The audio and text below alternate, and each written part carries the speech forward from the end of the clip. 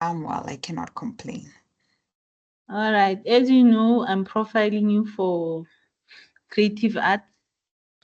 Yes, I'm supposed to profile an artist with my learners' questions um, and ask you how you incorporate design principles and design elements into your work. yes. So I think, oh my God, are you still there? I'm still here. Okay. I'll ask you the first question, or should I say, you tell me about your work and what you do before we even get into the questions. Eh, Well, as you said, my name is Karabo Matlala. I am a Mhm. wildlife and nature photographer. So, what I love about nature and wildlife is that I'm outdoors. I learn a lot about wildlife, learn about nature and and trying to tell stories through my photographs. And yeah, that's what I do. Okay. Hey, it was a bit on and off there. The network is not all right, but let's just continue. Mm, So, how do you use? Let me start with the first question. How do you use the rule of the third mm. uh, to enhance composition in your photography work? Okay, so as we know, with the rule of thirds, you have your two vertical lines and your horizontal lines. So Mhm. they are there to guide you on where your subject should be placed. And instead of just putting your image dead center, you use those or I use those vertical lines, just I mean those uh the rule of thirds to guide me on Mhm. where I should put my subject just to make it a little bit more interesting. So sometimes moving it a little bit to the right or just moving it a little bit to the left, depending what your subject is. And just with that, it can make the photo just look even more interesting. So that's how Okay. I use the rule of thirds. Okay. And then the second question, can you explain how leading lines in nature help you to direct viewers' attention to your subject? Okay, so for flowers, for example, things like stems or the branches or maybe the veins on the leaves can point you towards your subject. So it makes the viewer move to where you want them to look. Okay. So that's how I'll use leading lines. Mm. It's just a way to take your viewer to the main area of your subject. Okay. And then the other one says, how do you incorporate natural framing elements like branches and leaves to focus attention and add depth to your photos? So with that, sometimes for example, for the flowers, sometimes the flower can be like the foreground and the background. It can create the whole frame, the whole image. A close-up can be um Yes. yeah, the flower itself can be the whole framing subject of the photo. But Okay. when that doesn't work, um so when that doesn't work, you can use things like light coming in that can create its own frame, or the shadow can create a frame for the flower itself. Sometimes Mhm. leaves on the side of the flower or branches, as long as it doesn't distract the main subject. And Okay. sometimes even using flowers at the back as part of the backdrop to your subject can create a frame for your flower. So that's how I would use the natural framing elements for your Okay. subject. Mm. All right. Question number four. What strategies do you use to control the background and avoid distractions in your macro images? So with that, I like to blur my background. if your background is blurred and your subject is sharp and is the main thing in focus, then those distractions disappear. And sometimes, if maybe you can't really blur your background, you can try different angles, move around and see how you can um, what angle you can use to make the background look just a little bit more, to have little less distractions. Mm-hmm. So I would just do those two things. It's just blurring the black background so that your subject is the one that's in focus and sharp, and then also just trying to play around with different angles to see what looks less distracting. Okay. Yeah.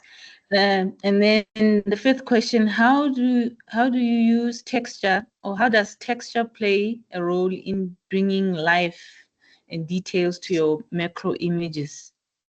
Well, I mean, with texture, it shows the tiny details of the flowers. You've got your petals, which look soft, then they have this velvety, silky texture. You have, the pollen in the center of the flower, which is a bit of a grainy, powdery look. The stem can be a bit Mm-hmm. rough, sometimes smooth. So all those different things um, bring life to the image. And if you're able to capture that, to show all those different textures, they they add life to your image. So that's what I would use. Use what the flower has to bring life to Yeah, it. my network. Is it still I'm having a glitch. I'm glitching? glitching this side. But Excuse. I think we got the gist of the answer. Okay. Okay.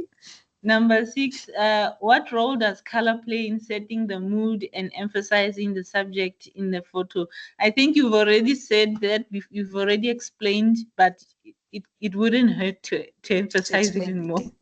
Well, with color, you can use your vibrant, bright colors, like maybe your yellows and your pinks, and they make the image look fun and energetic, and gives an exciting feel to the image. And then when you have your darker colors, maybe your deep reds or your dark blues or your purples, it gives more of a um, darker feel and more of a moody feel.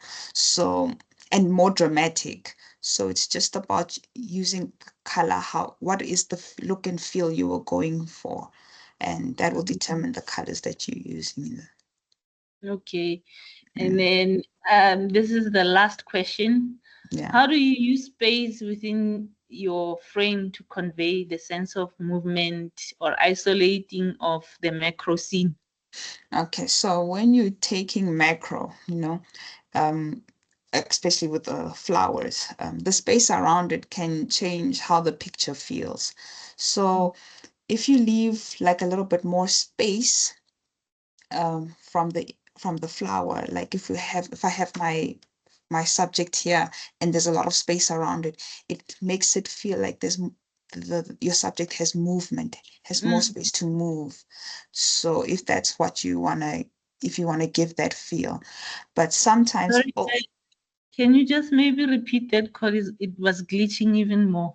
no problem, no problem. So what I was saying is that with macro flowers, the space around it can change how the picture feels.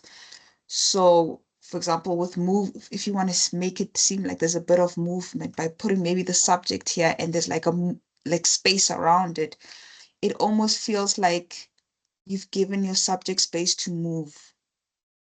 Mm. You've given a bit of its space to move. And Yeah.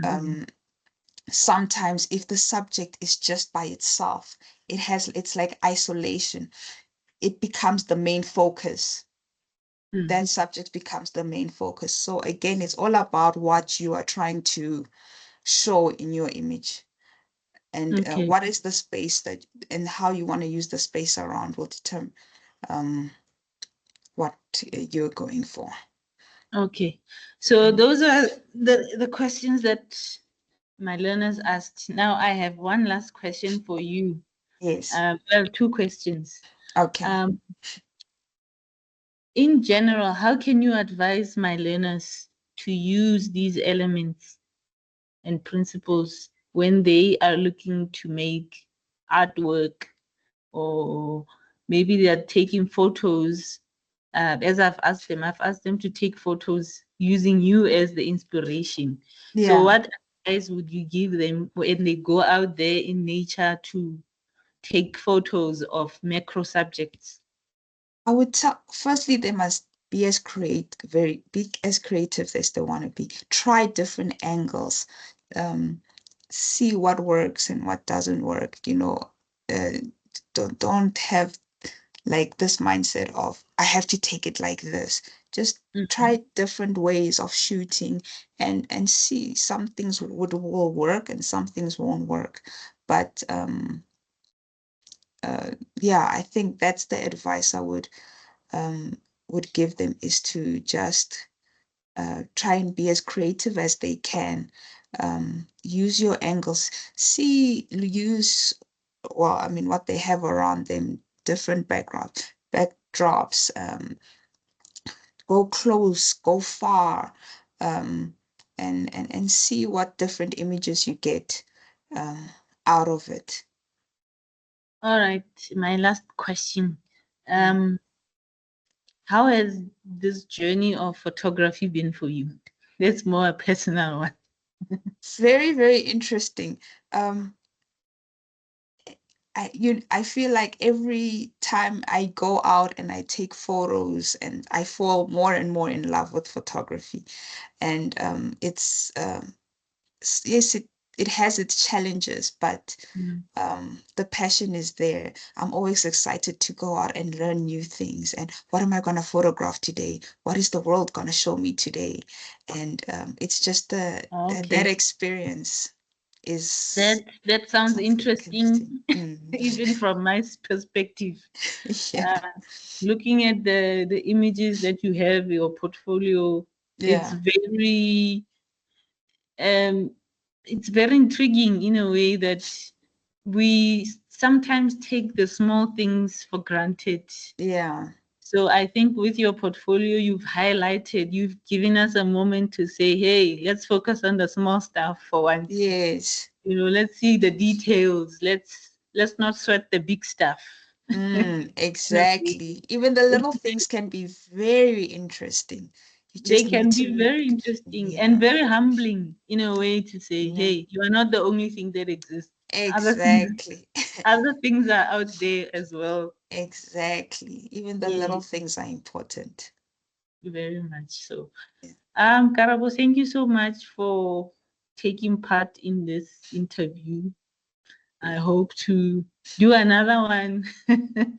I will send you a link to my learner's interpretation of your work, and Oh, you can give me some feedback on each of them. What do you think they can improve on? yeah. Yeah, all of those positive critiques. I'm looking Yes. forward to that. Yeah. No, thank you so much for inviting me. I really appreciate that. Um, Great stuff. yeah, really honored to be a part of it. I'm honored to have you as a guest. Thank you so much. We've come full circle Full from being circle. students to being teachers, and you are a teacher too as well. You're teaching I us with your I work. I appreciate it. I am learning from you, Angel, for All 100%. right. No. We'll talk on the other side. Thank you so much, Karabo. No, Bye. thank you so much, Angel. Bye. Have a good day. You too. Bye. Bye.